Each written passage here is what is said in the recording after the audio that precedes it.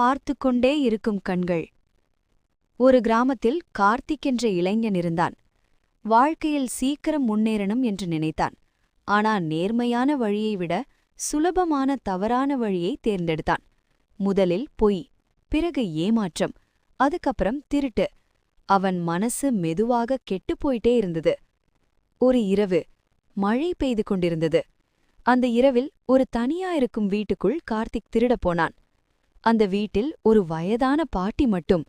அவள் தூங்கிக்கிட்டிருந்தாள். கார்த்திக் மெதுவா உள்ளே போய் பொருட்களை எடுக்க ஆரம்பிச்சான். அந்த சமயம் பாட்டி கண் திறந்து அவனை பார்த்தாள். ஆனா கத்தல, பயப்படல. அவள் அமைதியா அவனை பார்த்து சொன்னாள், மகனே, எது வேணும் எடுத்துக்கோ, ஆனா ஒரு விஷயம் மறந்துடாதே. அவன் நின்றான். அவள் மெதுவா சொன்னாள், முருகன் பார்த்துக்கொண்டே பார்த்துக்கொண்டே பார்த்துக்கொண்டே இருக்கிறான்.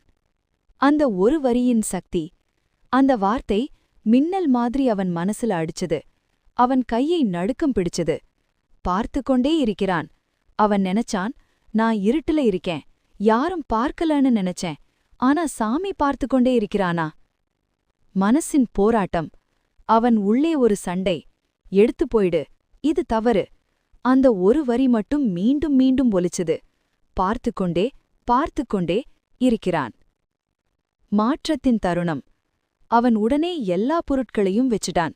பாட்டி முன்னாடி வந்து கால் விழுந்து அழுதான். நான் தப்பு பண்ணிட்டேன், இனிமேல் இப்படி செய்ய மாட்டேன். புதிய வாழ்க்கை.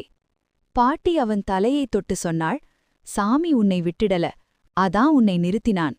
அந்த நாள் முதல் கார்த்திக் நேர்மையான வழியில் நடந்தான். கஷ்டப்பட்டு வேலை செய்தான். சில மாதங்களில் அவன் வாழ்க்கை மாறி நிம்மதியாகிவிட்டது. கருத்து: யாரும் பார்க்கலன்னு நினைக்காதே. நம்ம ஒவ்வொரு செயலும் சாமி பார்த்துக்கொண்டே இருக்கிறான்.